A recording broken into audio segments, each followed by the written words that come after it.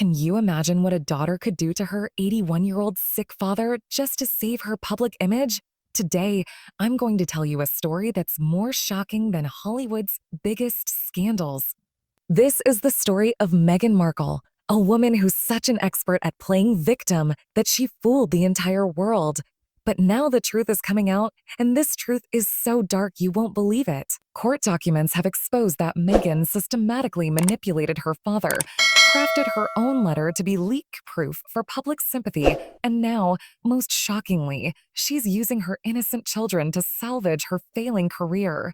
This is the Markle Files, where we investigate how a calculated PR machine hijacked the royal family. Cool.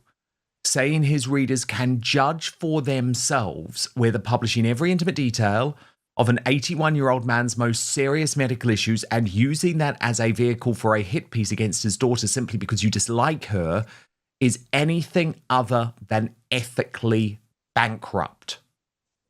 But I would argue, and you know they're talking about Thomas Markle there, Thomas Markle, I would argue the only person in the Thomas Markle affair that is ethically bankrupt is his daughter. That to me is very clear. Let's start where it all fell apart. What happened with Thomas Markle?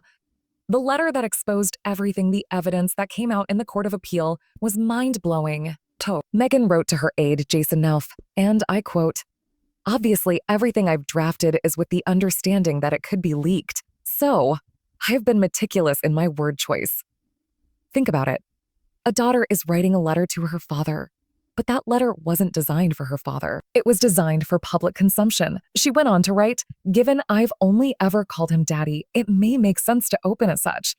And in the unfortunate event that it leaked, it would pull at the heartstrings." If this isn't manipulation, what is? An 81-year-old man already suffering from health issues, who dreamed of winning the lottery for his daughter's education, who spent his entire life helping her reach Hollywood. That man's emotions were deliberately weaponized. And when the Daily Mail published this truth, Meghan called them ethically bankrupt. Do you see the irony? The woman who conducted such calculated manipulation with her own father is lecturing the media about ethics. The woman who hasn't spoken to her sick father in 5 years is playing victim and controlling the narrative.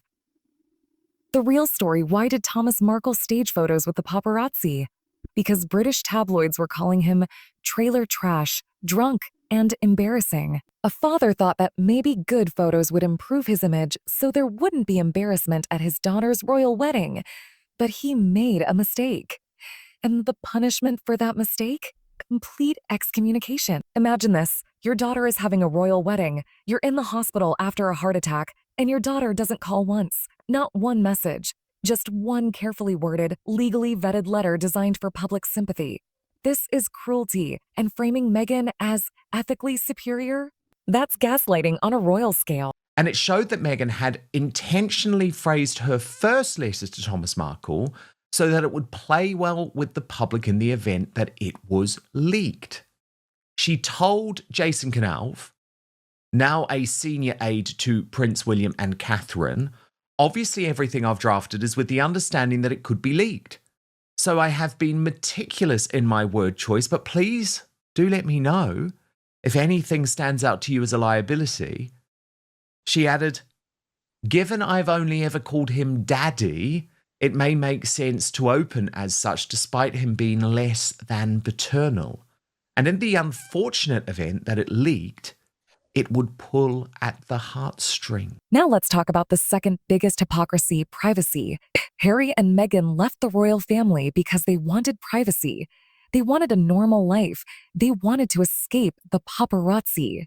But let's do a reality check. Timeline of contradictions. 2020. Leave royal family for privacy 2020. Meghan secretly cooperates with her biography, Finding Freedom, proven in court 2021.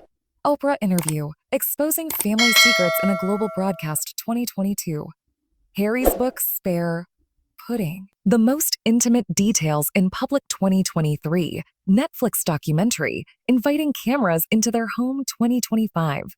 Archwell report mentions children. Turning children from private citizens into marketing tools. Is this privacy? The truth is that Meghan has briefed the media at every single step. When she gave Thomas Markle a letter, her team issued a press release. When Thomas didn't reply, that was leaked too.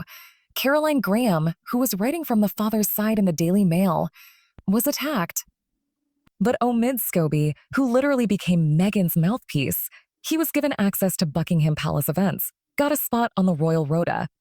Double standards much. So this is a woman who has strategically used her father throughout to try and pull at our heartstrings, yet now is suggesting that it is the Daily Mail. Now we come to the most disturbing part, Archie and Lilibet.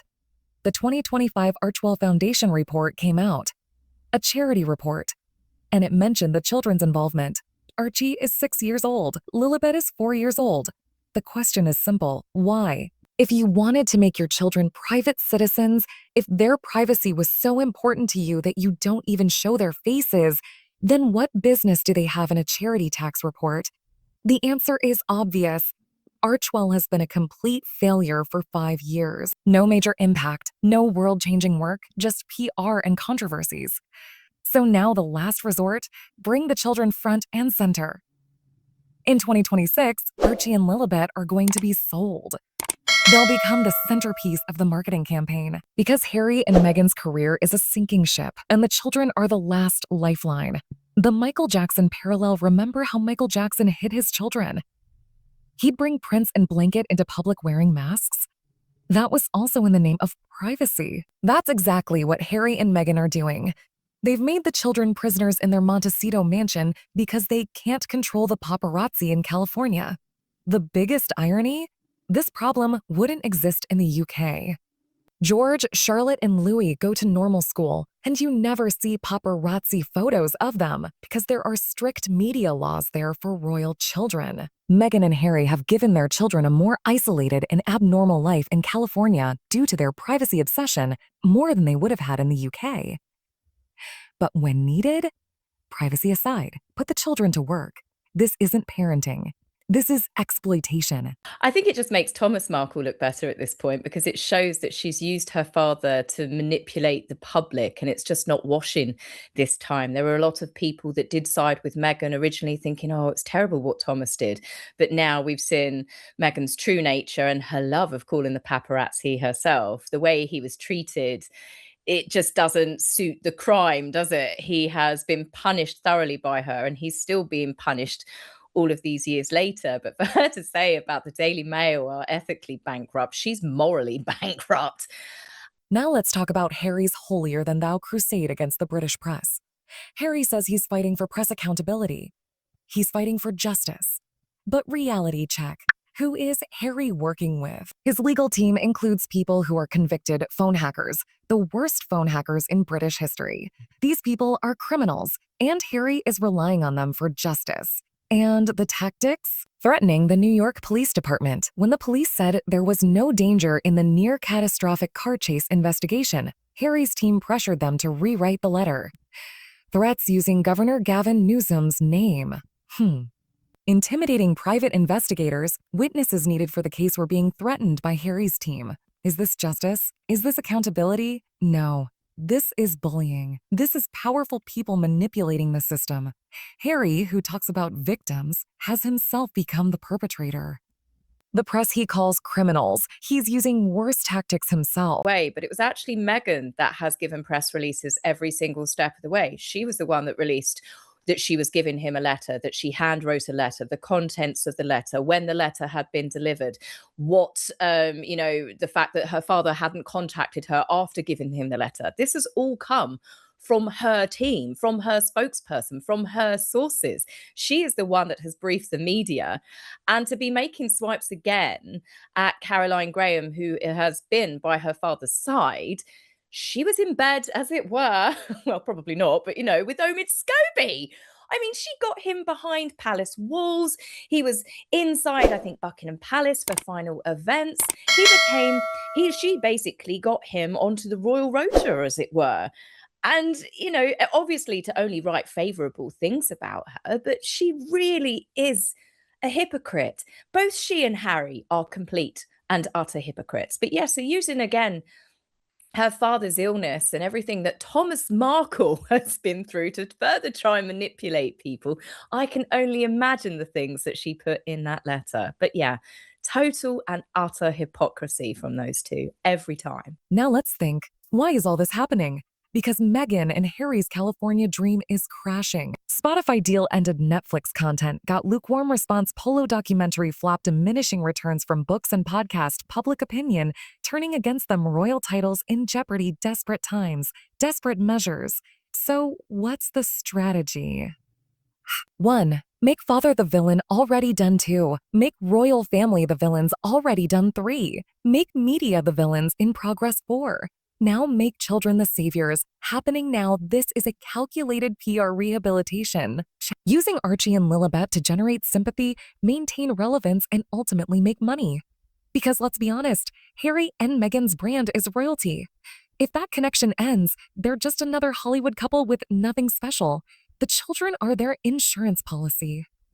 Direct connection to the royal bloodline, King Charles's grandchildren. In the future, when Archie and Lilibet grow up, their value will only increase if Harry and Meghan properly manage them. This isn't love, this is business.